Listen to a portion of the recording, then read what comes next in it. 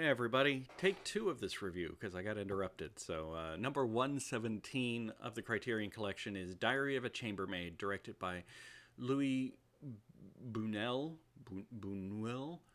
from France from 1964.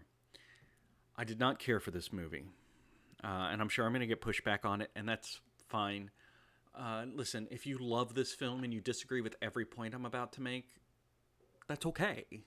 Like, you're allowed to love something I don't love. And when it comes to art, it's usually subjective. This is not an objectively good or bad movie. It is just a movie that apparently a lot of people love. I'm not one of them. Generally, when I just. Nothing happens in this movie. This movie is non existent. It doesn't. And when I feel that way about a movie, normally it's because it's a character-based movie, and I prefer narrative-based stories. That's, my main focus and drive, and that's what gets me going.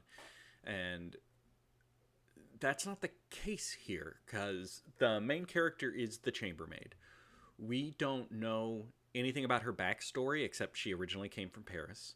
We don't know what her desires or goals are. She takes action, she makes choices, but we never learn the reasoning behind them. She gets an ending, but we don't even know if that's an ending she wanted. She has one thing that she wants, which, in order to fully explain what I don't like about this movie, I am going to have to fully spoil what little plot there is. Now, I try not to do that without reason, because I want people to watch and explore things for themselves. I will give a spoiler warning before I utterly ruin the plot. Okay? So you can watch for a while and then decide if you want to stick with me for the end. This is a black and white French film, and it is about a chambermaid from Paris. Everybody makes a big deal that she's from Paris and therefore fancy. Moving out to kind of the rural French countryside to be the chambermaid in a big fancy house. The patriarch of the family is a shoe fetishist. He's an old man. He makes her dress up in shoes, walk around, and then leave the shoes with him, presumably so he can entertain himself with them afterwards. She finds this very boring, but she's willing to do it as part of her job. The shoe fetishist has a daughter. The daughter is essentially Emily Gilmore from Gilmore Girls if Emily Gilmore hated her husband a lot and just found him useless instead of supporting him. But it is Emily Gilmore in the way she talks to the help, treats the help, and then is shocked when the help gets the impression that she doesn't like them. She's like, I've always liked you. What are you talking about? I hope you stay. It's very weird. She also has a medical condition in addition to hating her husband, which means that her husband and her do not have sex. Her husband, who I'm just going to keep calling the husband because I don't recall his name, therefore tries to get sex from everywhere else that he can, including the chambermaid. It's pretty much told to us that he has knocked up previous chambermaids and they have been dismissed. He even swears to her, I won't make you pregnant. Just let me, get in there. She turns down his advances and claims to have syphilis, which she probably doesn't. But it's never clarified that she's lying. We just assume she's lying. One other major character of note is Joshua, the handyman on the estate. And one of the problems I have with this movie is Joshua and the husband look very similar. They have the same facial hair, the same build, the same hair color. The only thing that really tells them apart is their clothing, and even then, the husband loves to hunt, and his hunting outfits look a lot like Joshua's working outfits. I don't have face blindness, but I do sometimes struggle to keep characters straight in a movie, because I don't get, you have 90 minutes or 2 hours to get to know them.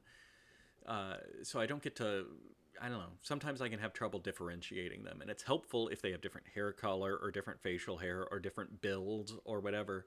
They just were like, hey, these two similar guys are going to be major roles, and it's going to be fine. I found that a little irritating, but that's probably just a me problem. The movie is well shot. It looks good. It sounds good. It's a well-made movie.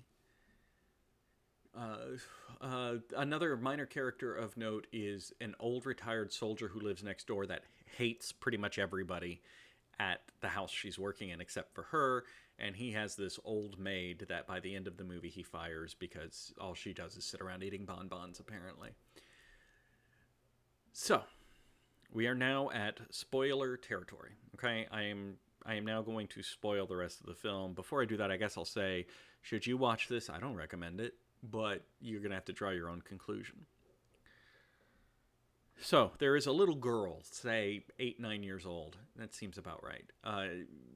We're not really clear on where she's from, but she's not of the house. So she's a peasant from a nearby village that likes to play on the estate, and everybody knows her, and everybody's kind of okay with her being there. When it rains, they even bring her into the kitchen and feed her. And she sleeps in the chambermaid's bed one night just to stay out of the weather because the weather's real bad. Everybody likes the little girl. One day, you get the feeling that Joshua's a little more interested in the little girl than a grown man should be in a little girl.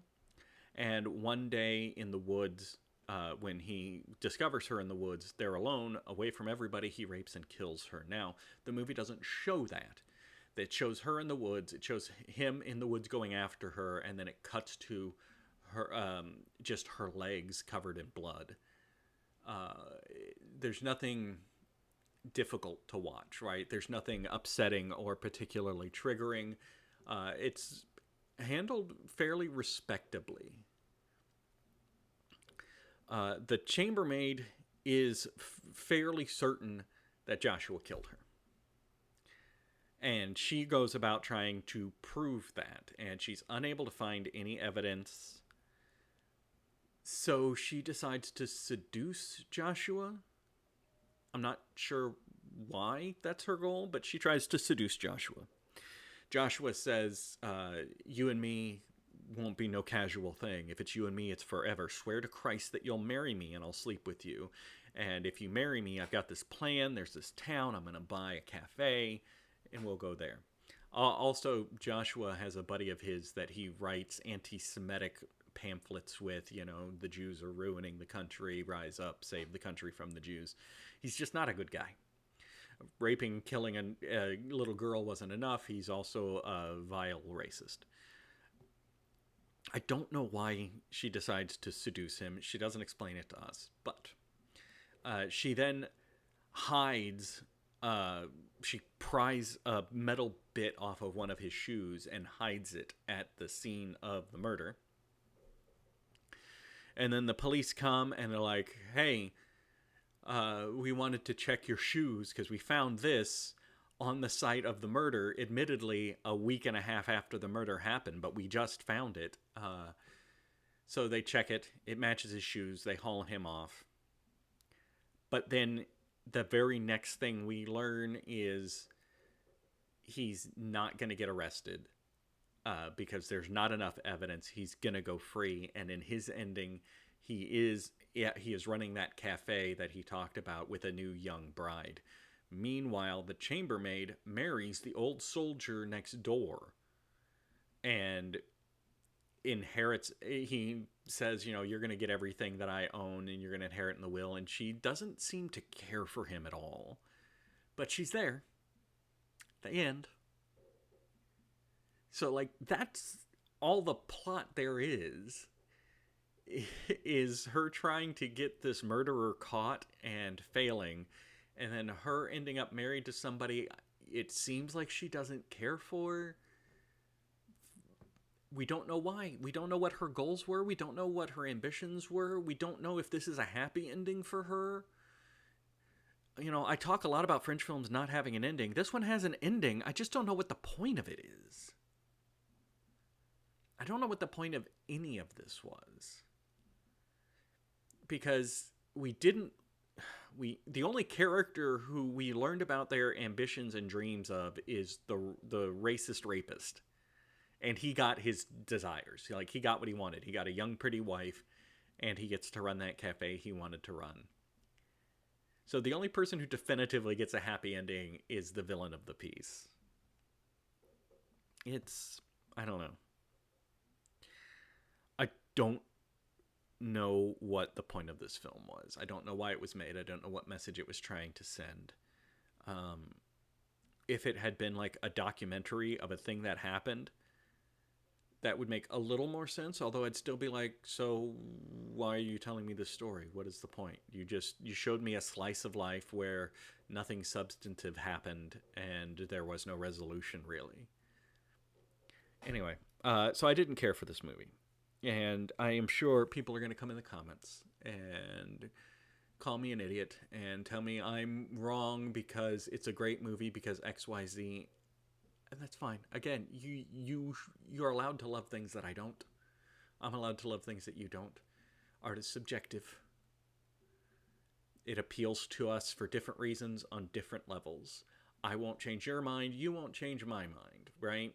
When I'm doing these reviews, it's not to put into the official record what's good or bad. It's more to allow people to decide for themselves if they would be interested in seeing these films. There's a ton of these movies, and I have taken it upon myself to go through them for you. I'm curating them for you because while I have disparaged this film in my review of it, I fully understand that people may be watching this and thinking, actually, those things sound great. I think I would really like that movie. Cool, go watch it. Enjoy it. Love it. I'm not here to tell you not to. I'm not here to tell you how to live your life. I'm just giving you information and how I feel about it. But at least I'm telling you why I feel that way.